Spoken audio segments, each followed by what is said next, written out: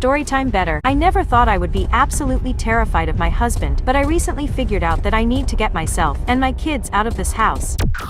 We met 7 years ago, and my sisters tried to warn me from the beginning that he gave them a bad vibe. I was stubborn, and I thought I knew everything, but I really should have listened to them. My husband is a butcher, and has been since I met him. I was never really bothered by it until about 3 months ago. I showed up at his job late and unannounced. When I got out of the car, I could have sworn I heard a person making whimpering noises. I tried to follow the sound, but my husband found me before I could figure out where it was coming from. He was really pissed at me, and basically dragged me out by my arm. Once we got outside, I asked him about the noise, and he completely changed. He started laughing, and told me sometimes the pigs would make noises that seemed human. If he had stayed pissed, and told me I was being ridiculous, I might have believed him, but it was so unnatural to watch someone just switch emotions like that. It made me feel sick inside, almost like I was finally seeing that he was always acting. I went home, and tried to just forget about it, but I couldn't. I started overthinking everything, like the fact that my husband is a butcher, and eats meat, but our kids are vegetarians, and so am I. He made me switch diets once we got married. I always thought it was because he knew more about the process and didn't want us eating meat. The other weird thing that I just accepted is, my husband prepares all of our meals and only lets us eat certain things. He would always say it was because he wanted us to be healthy, but now, after what I found, I'm rethinking everything. The number one thing that is always put in our food is acorns. Before we got married, I had never in my life had an acorn, but now it's something me and my kids eat every single day. I finally decided to Google why someone would eat a lot of acorns, and I couldn't find anything. But then up at the top, where they show you similar searches, I saw something that made my stomach twist in a million knots, and then drop. Acorns are fed to pigs when a butcher wants to make them taste better.